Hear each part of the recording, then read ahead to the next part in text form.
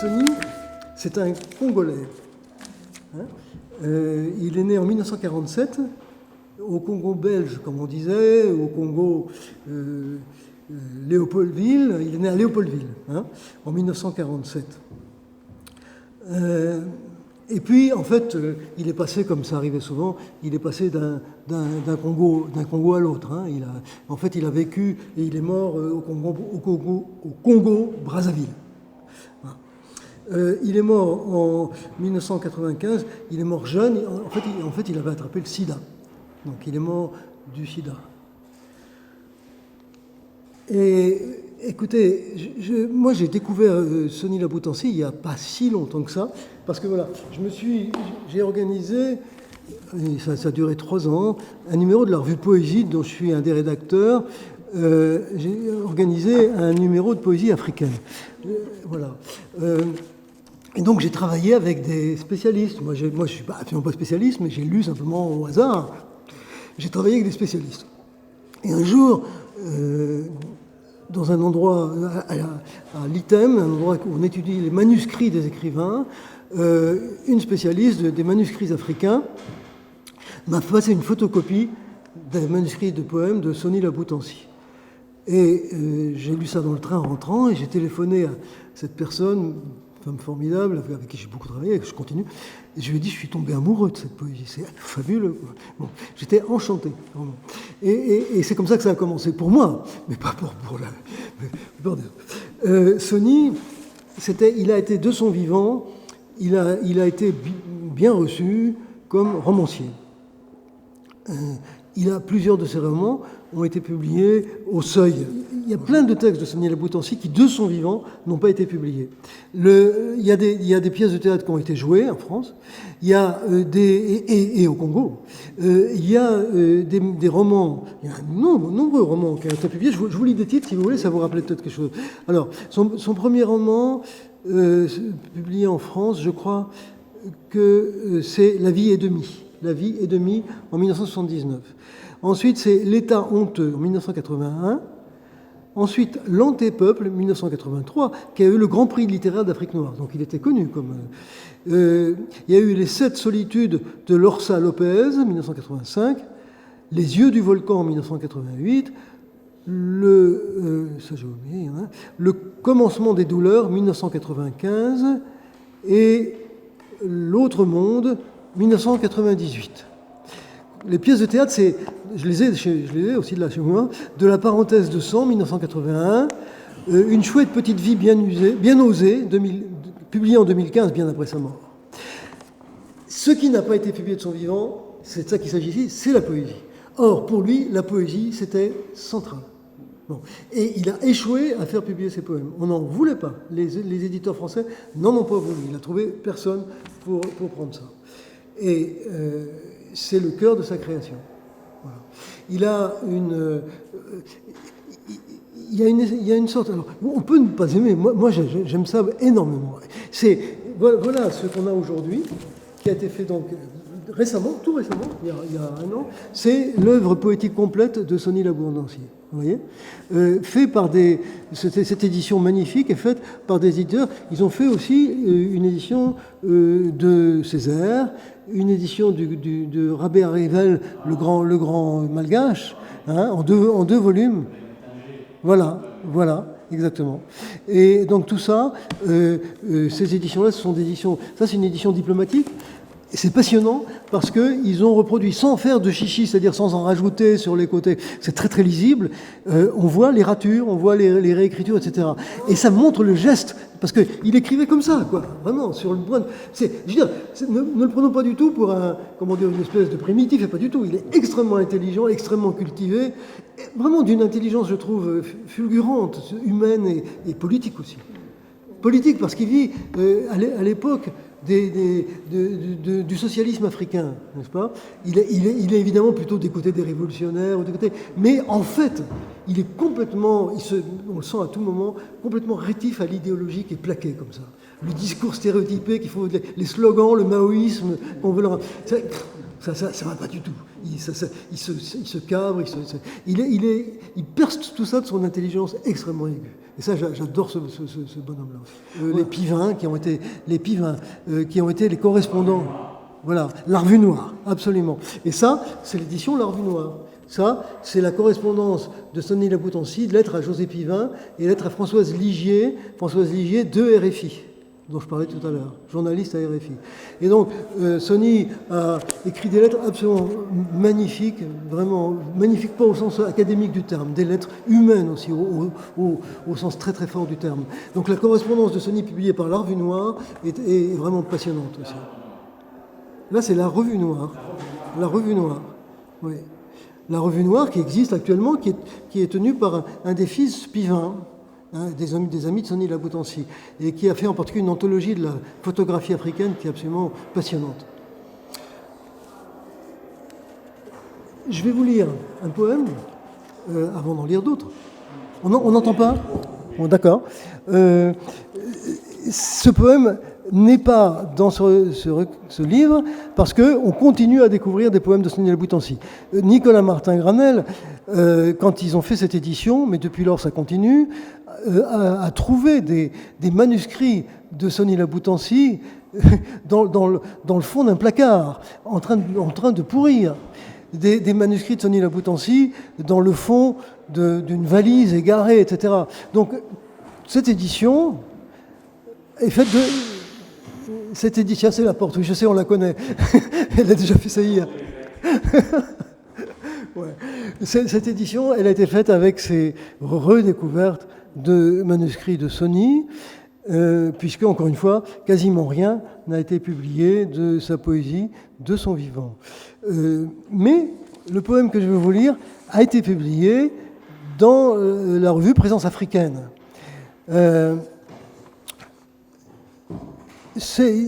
En 1986, Présence africaine a fait un numéro sur l'apartheid. Et Sonny a contribué à ce numéro par un poème. Et ce poème, ça s'intitule, avec un titre paradoxal à la Sonny, c'est tout à fait lui, une espèce d'oxymore déchirant, Cri d'amour contre l'apartheid. Allez, je bois un petit coup avant parce que... C'est dur de lire. Je vous le lis. Cri d'amour contre l'apartheid. Tu m'as dit, puisque tu es noir, ainsi qu'on ne doit l'être, laisse-moi disséquer ton âme sur l'autel des impunités blanches. Et je t'ai montré mes dents toutes blanches, mes mains venues d'Égypte, l'arrogance des os sous la peau, et mon long visa de chromosomes, et ma longue nuit d'entrailles nouée bêtement sur la cause des peuples. Mais tu as voulu tirer dessus, à cause bien entendu de la table des lois qui lance l'homme dans les buissons de la barbarie. Tu m'as dit, puisque tu es sur tes terres, ainsi qu'on n'a pas le droit d'y être, en toute ignorance de cause, laisse-moi oindre ton corps à l'huile des peaux qui marchent comme sur des roulettes. Mais je t'ai montré mes jeunes dents blanches. Quelle autre preuve voudrais-tu de la virginité de mon amour odieux pour toutes ces Afriques coincées, maigres, livrées à la cohue blanche des martins-pêcheurs aux petits drapeaux gras qui battent l'air avec des airs de vieilles assises sur la banquette blanche des démocraties obèses et somniloques draguées à mort par d'interminables bandes d'idiocratie vêtues de lin. Mais voici déjà la loi fondamentale des médiocraties modernes livrées au gaz lacrymogène et la défense absolue de n'être non blanc aux urnes, citoyens, pour les majorités esthétiques et pour le droit de crier avec tous nos cadavres que la terre a été bâclée. Et la civilisation ne s'occupe pas. Elle marche, non point à la vapeur, non point à l'hydrogène, mais au sang frais. Elle marche à l'arrogance et aux faits divers. Que dire à cette bavure où, à cause de son sens de l'humour, ma mère a été décrétée femme d'infamie. Et ces noms qui circulent comme fleuves, et ces bouches à couler. Un jour, oui, le soleil démentira chaque bavure, puisque la lumière nous est cruelle. Toute la nuit, tu m'as reproché d'aimer la liberté. Et au matin, tu as tiré sur mon corps. Où donc est ta victoire? De quelle couleur est ta victoire? Ne me refuse pas cette folie bleue qui danse au fond de l'aurore. Tu ne le pourrais. Au contraire, donne-moi le grand temps d'ouvrir ce monde à d'autres mondes. Arrête de m'attendre au tournant d'une haine modernisée. Et voici la prophétie. La lumière ne t'appartient pas. Laisse courir le temps. Le jour arrive où tu ne seras rien. Quelle preuve voudrais-tu extorquer à ma bouche bleue? Attends, la lumière va porter ses vêtements rouges. Demain sera un autre jour. Sony Laboutancy, écrivain. C'est comme ça qu'il a signé. Voilà. Ça, c'est son poème « Cri d'amour contre l'apartheid ». J'ai rien à dire de plus. Voilà. Je trouve que c'est un poème extraordinaire, magnifique. Voilà. Un autre. Oui, j'ai envie. J'ai envie de vous lire aussi une lettre. Si je lisais une lettre là maintenant, puis après on lit un poème. Hein? Vous voyez, alors ça, je ne sais pas si... dans ce que je sais, et je ne suis pas spécialiste de cette œuvre, comme je vous l'ai dit, je travaille avec des spécialistes, j'écoute ce qu'ils me disent, je reçois, avec bonheur. Je ne sais pas si on va retrouver d'autres poèmes qui auraient été publiés du vivant de Sony. Ce poème que je viens de vous lire, parce que là, vous voyez ce numéro, regardez-le s'il vous plaît, parce que je suis très fier de ce numéro, même si on peut le critiquer de toutes sortes de façons, mais vraiment, ça a été un boulot, je l'ai voulu, vraiment. Et oui. Et on est en train, parce que au début, il y avait des réticences dans le comité, j'ai gueulé, bon. Et puis finalement, je leur ai dit, non seulement il y aura 320 pages de poésie là, mais il en faudra 320 pages de plus, parce qu'il n'y a pas assez. Et donc, je suis en train de préparer avec d'autres, je suis en train de préparer un second numéro qui doit être bouclé en octobre et qui paraîtra fin 2016 ou début 2017. Oui, donc, je ne sais plus pourquoi j'évoque ce numéro, mais on a publié du Sony là-dedans. Hein, je suis très très heureux qu'on l'ait fait. Donc des poèmes de Sony, bien sûr. Je ne sais pas si il y a d'autres poèmes de Sony qui auraient été publiés à tel ou tel endroit et que personne n'aurait pour l'instant retrouvé, ressorti, etc. Mais on a cette œuvre-ci, ce volume-ci, œuvre complète qui déjà est incomplète. C'est déjà, il manque des choses. Je vous lis, Sony Laboutancy est venu en France. Je me suis dit, quand j'ai... Je dois avouer, moi, vous m'avez dit que vous avez lu un de ses romans. C'était plutôt de Chicaya. C'est peut-être plutôt de Chicaya Utamsi. D'accord. Moi, je dois avouer, à ma grande honte, que je n'ai pas lu les romans de Sony Laboutancy dans les années où ils sont parus en France. Je ne comprends même pas pourquoi je ne les ai pas lus, parce que je m'intéressais à ces choses, même si j'étais en rien spécialiste.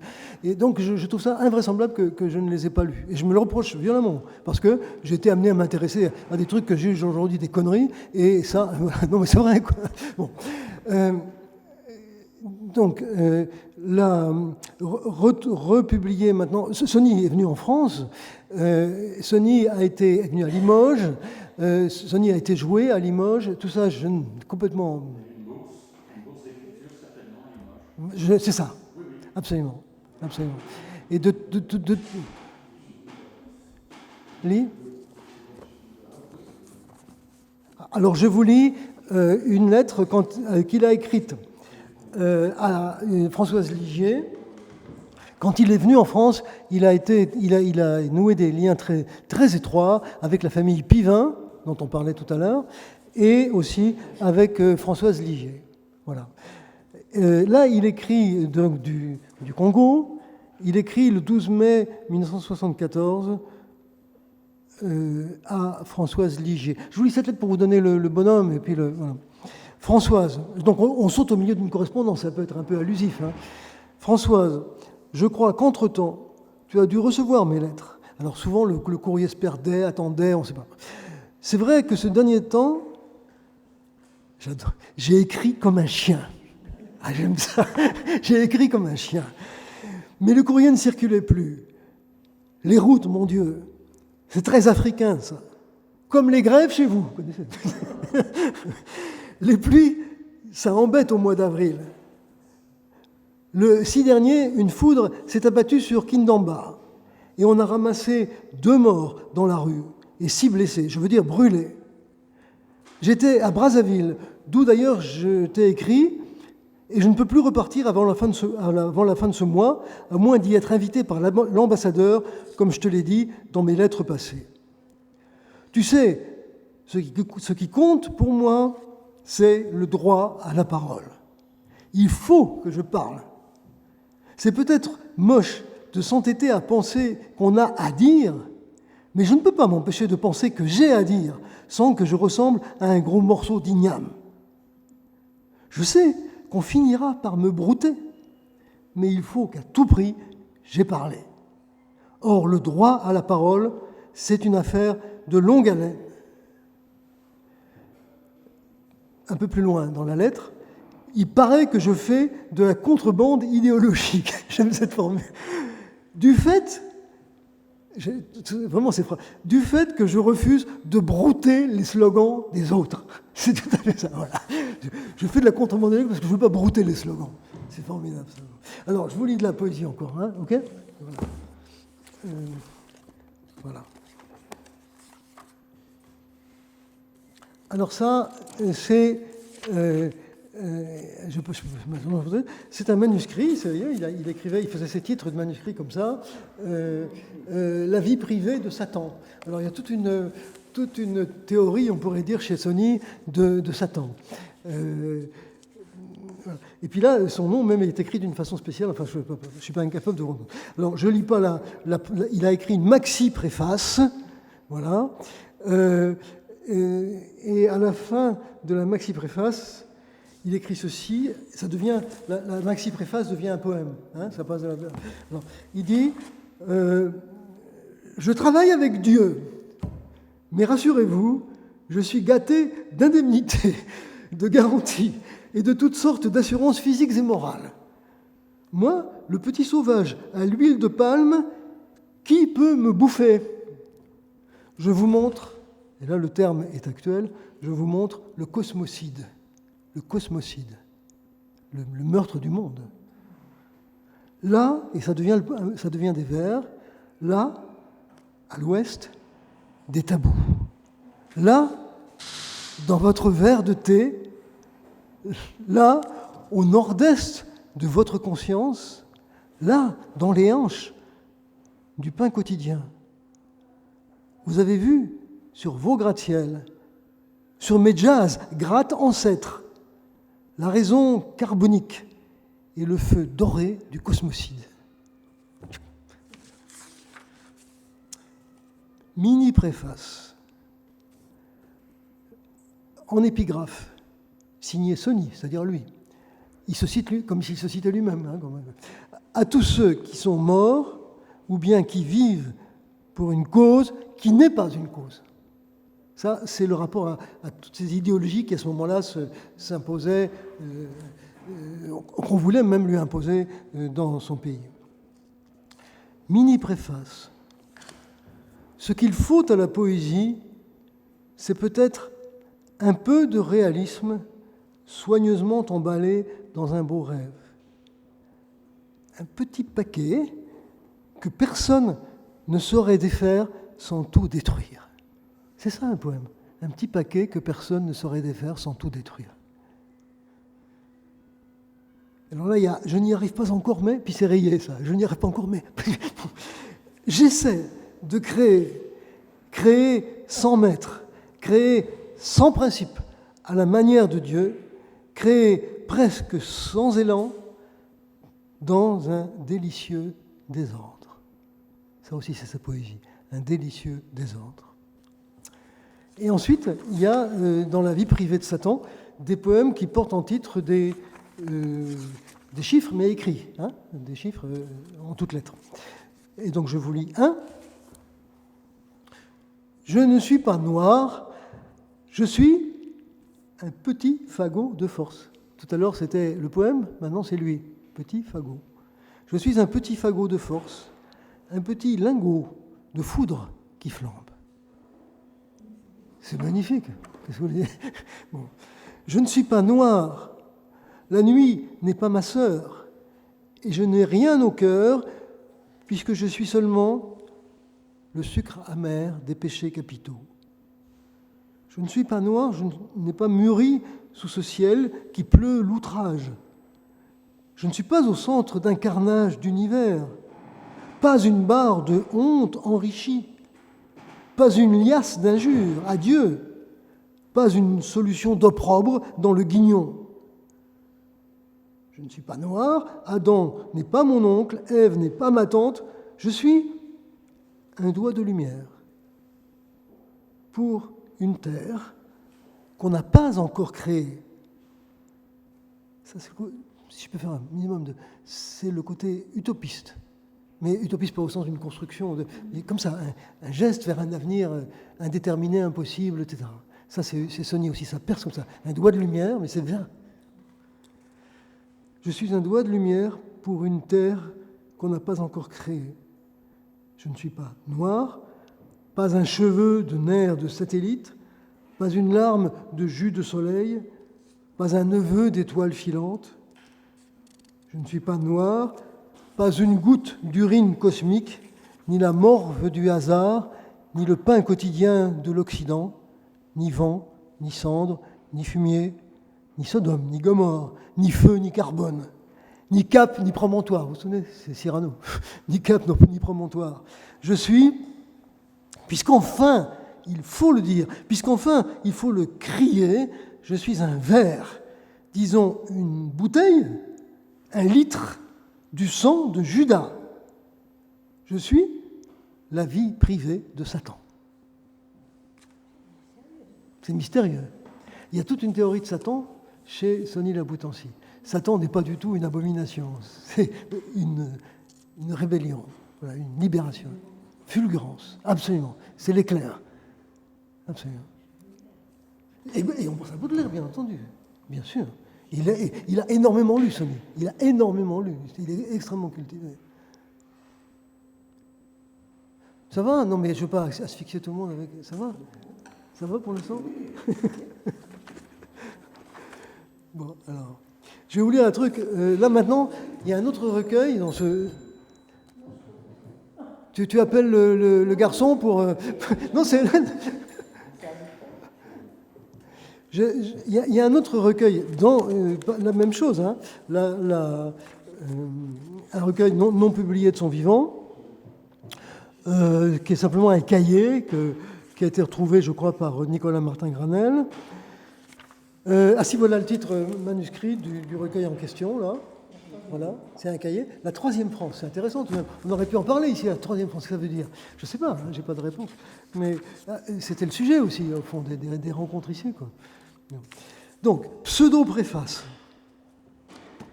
Il existe une première France. C'est la France exportée, où la liberté a été dévaluée, et l'homme avec.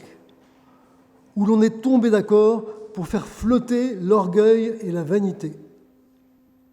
La deuxième, c'est la France des sous. La France va nu-pied où tout se sert de l'homme.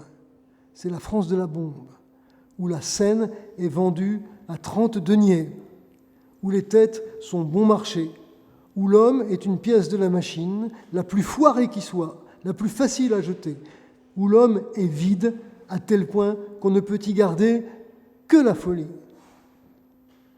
La troisième, c'est la France d'un peu de ceux qui y croient. Ça aurait été le sujet hein, dans ces rencontres. C'est la France d'un peu de ceux qui y croient. Ça, c'est le côté, j'appelle ça utopique, moi, ça, par là, on ne sait pas. Voilà. Alors, un autre, encore vous avez un peu de ça. Alors, là, il parle de la France, mais on ne sait pas laquelle, la troisième France. Où est-ce qu'elle est? Elle se balade, alors, là-bas, donc c'est un des poèmes parmi ceux-là, c'est un recueil. Donc j'en lis un. Il y a les ratures, je ne vous lis pas les ratures parce que ça compliquerait un peu, mais il y a ces ratures, moi je les aime ces ratures, hein, je sens le mouvement de Sony en train de... Là-bas, après les mers, il y a des hommes et des pays chauds comme des hanches. Il y a, au bord des routes, des grossesses de force, et des palmiers au garde à vous, et des châteaux de lianes, et des vents et des jours longs comme des vies. Il y a l'enfant enfonce son âge dans la boue, les tam-tams, et le ciel des bossus, là-bas, après les mers. Il y a des hommes qui ramassent la vie dans l'herbe.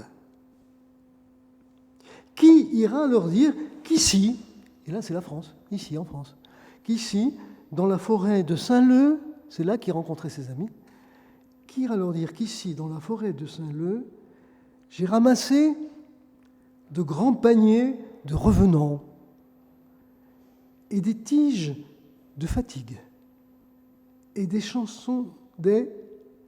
Et là, il y a Gaulois avec 2 L, rayés, puis il n'y a rien d'autre. Qui ira leur dire qu'ici, je trébuche sur des légendes gauloises avec 2 L, mais un L en italique, enfin, un L qu'il a dû souligner. Il a voulu qu'il y ait 2 L. Je veux dire, il a souligné pour dire « je veux 2 L ». Ce n'est pas du tout par ignorance. Il est tout sauf ignorant.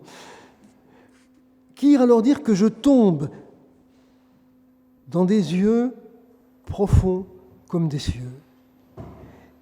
Qui ira leur dire que j'ai brouté la France dans une lamelle de champignons?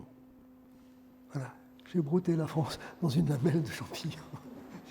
Voilà, j'ai rien de plus à dire que ça. Pour moi, c'est une évidence, mais je peux pas. J'ai pas de quoi.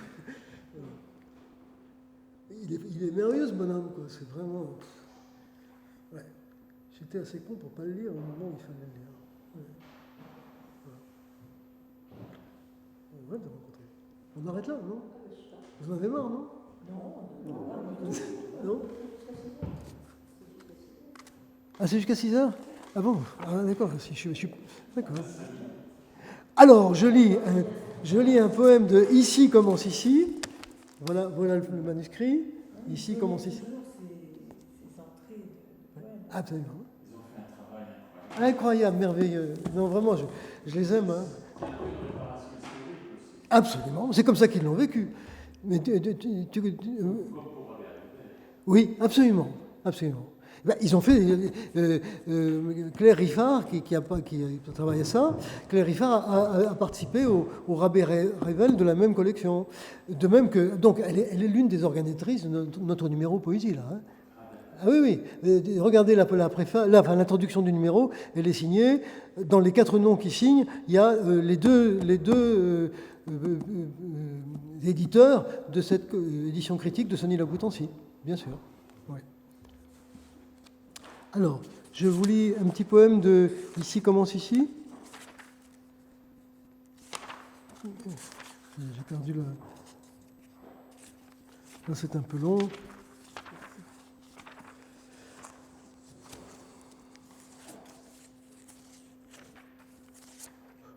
Je crois que je vais vous lire le poème 1 qui est court, et puis qui est intéressant du point de vue historique, là, par rapport à ce qu'on évoquait tout à l'heure sur le temps des idéologies du socialisme, disons, africain, et de la guerre froide en Afrique. Parce que c'est une des sources de la catastrophe présente, c'est le temps de la guerre froide en Afrique, finalement. Ouais. Poème 1.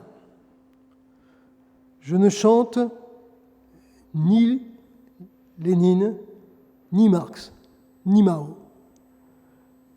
Je ne chante ni la peur, ni la mort, ni la joie, ni l'amour, ni la haine, ni la honte, ni la chair, ni le sang. Simplement, je boude cette terre tragique, cette terre douloureuse. Simplement, oui, simplement, je boude cette terre totale, cette terre formelle où je semble une vilaine formalité. Simplement, je dénigre la vie en dépassant ce monde tordu où je semble une vilaine formalité. Moi, je pense à Khaled, une vilaine formalité. Je semble, simplement, je reste ce mollusque herbacé qui trouble la matière. Ça, c'est fabuleux. Ça, c'est la poésie. Je reste ce mollusque herbacé qui trouble la matière. Qu'il vienne, s'il veut, le temps de boue, le temps de boue, la boue, le temps de boue, qu'il vienne, s'il veut, le temps de boue où je vais passer ma mort à renverser la vie. Moi, je trouve que c'est un poème fabuleux. Je lis ça, je me dis, comment c'est venu, comment c'est sorti, c'est une sorte de petit miracle. Mais c'est un côté désespéré. Ah, il y a un côté totalement désespéré, totalement. C'est ravagien. Oui. L'évidence. Oui, il y a de tout ça. La vie privée de Satan. Mais disons, avec l'autre mot, on a l'impression d'un psychisme en proie. Chez Sonny, il y a une sorte de lucidité absolue en même temps, de clarté totale.